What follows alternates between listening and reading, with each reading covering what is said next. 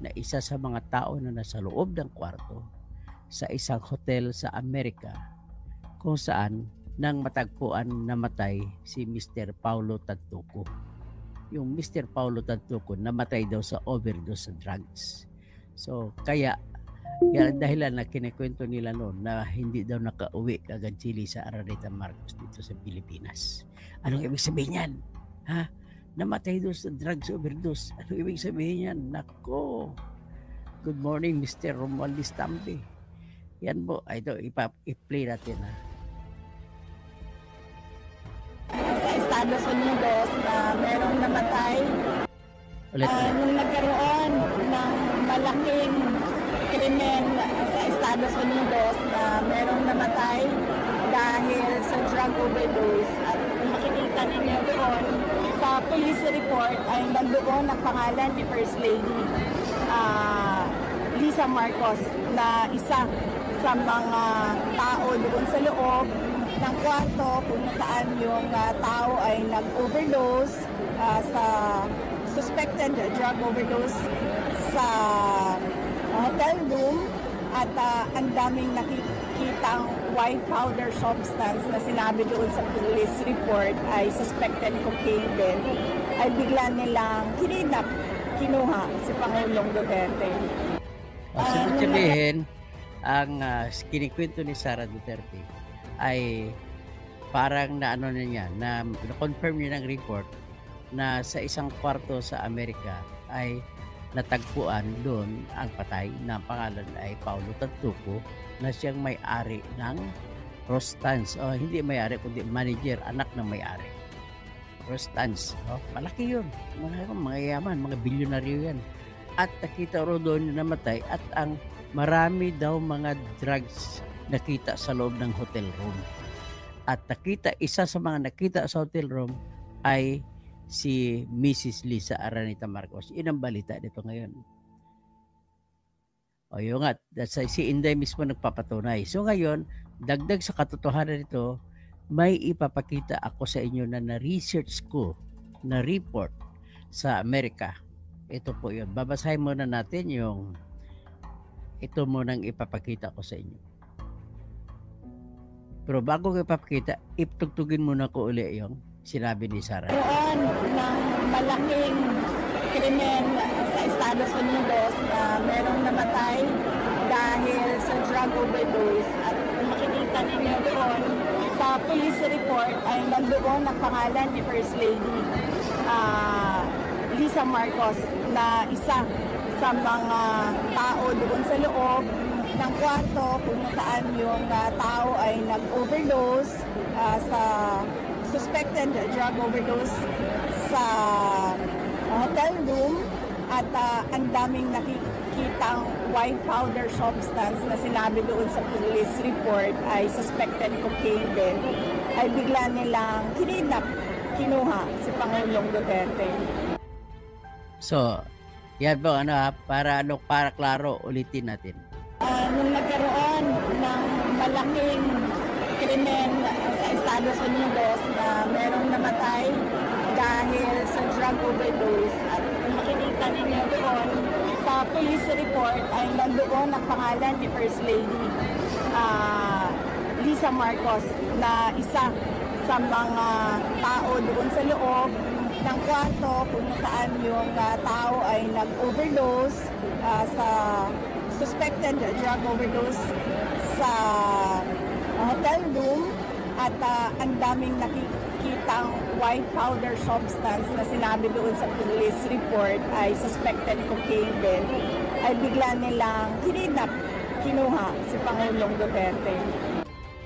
So, parang konfirmasyon kasi maraming mga pakulo sila ni Lisa na kunwari na dito na sa Pilipinas. Mga pictures na in-upload nila, mga lumang picture in-upload, pinapalabas na nandito siya. Pero nang makita natin, ako mismo, natunghayin ko mga litrato ay puro patong. Hindi gawa ng artificial intelligence, kundi gawa ng artificial non-intelligence kasi hindi maganda pagkagawa, bistado. So anyway, ang sinasabi ni Inday rito, kaya pala kinidnap ng madalian si Duterte at hindi na dinaan sa korte kasi natatakot po si Ginoong Marcos, si BBM, na lalabas ang balita na nahuli si Lisa Araneta Marcos doon sa Amerika sa loob ng kwarto, kasama siya doon, isa siya doon sa loob ng kwarto kung saan natagpuan ang bangkay ng isang nagngangalang Paulo Tantoco, manager ng mga Rostan's chain of stores, mga high-end mga store yan, mga branded. So, ang siste dito, tumagal sila doon kasi bakit ni-report nila 8 hours late mula nung namatay yung tao. Nag-late pa ng 8 hours yung pagre-report nila sa pulis kung na may namatay. So, suspected sila. Kaya napansin ko, nang nakita ko si Lisa na nandito sa Pilipinas na, para may pulseras siya. Yan po yung pulseras. Yun pong nilalagay ng korte sa Amerika sa mga akusado na pinayagan piyansahan na umuwi o ano. Yan ang tinatawag ng pulseras, kung anong tawag dyan. May GPS yan, malalaman kung saan siya tatakbo, ay mahuli pa rin siya ng mga pulis. Dapat ganun na parehas sa atin para mahuli si Bantag. Si Bantag, hindi natin malaman kung nasaan si Bantag ngayon. O ngayon, ito pa ang sistema nito ay may na-search din ako na balita na basahin ko muna yung balita tungkol kay Juan Paulo Tantoco. Yung buong pangalan pala, Juan Paulo Tantoco. Basahin natin sabay-sabay. Ito.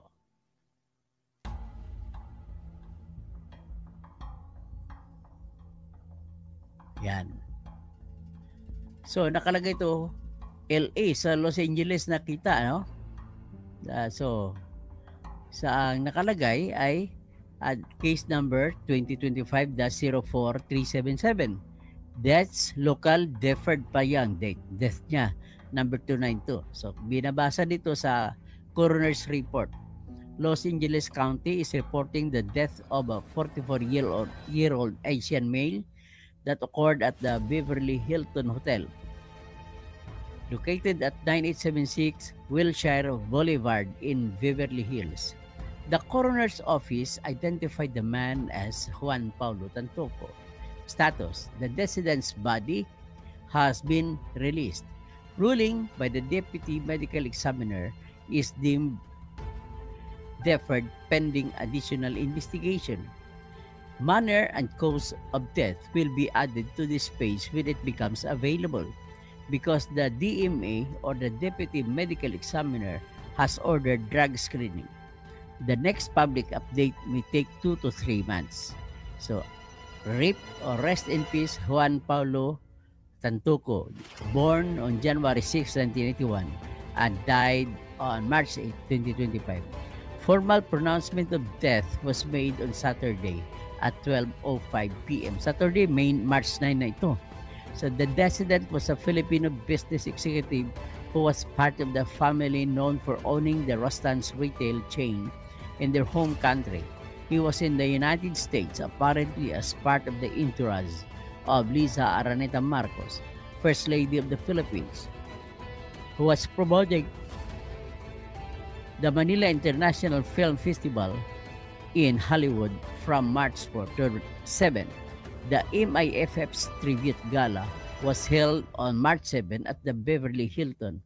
His body has been repatriated. It is not the Los Angeles Police Department, but the Beverly Hills Police Department that has jurisdiction in this area. Paulo Tantoco is survived by his wife, Dina Arroyo, and 3 children. We do not know if he was injected with synthetic mRNA. Ngayon, ito naman, may nakita rin ako na sa search ko, pakibasa yung search ko nito. Nakalagay po kung ano. So parang may nakalagay po na initial findings. Ang initial findings po nakalagay ay overdose sa drugs.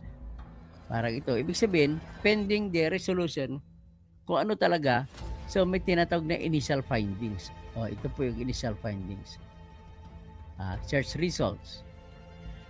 Paulo Tantoco and Dina Arroyo had been intoxicated. Pati pala asawa niya nag-take ng drugs. The main reason why Tantoco died due to overdosage.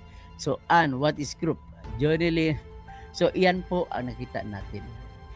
So, with this, at this stage, para nako-confirm ko na po na talagang into drugs talaga si Lisa at saka si Ferdinand Marcos. Siyempre, hindi rin papayag si Ferdinand Marcos na magiging drug si Lisa kung hindi rin siya addict. Ganun lang po kasimple.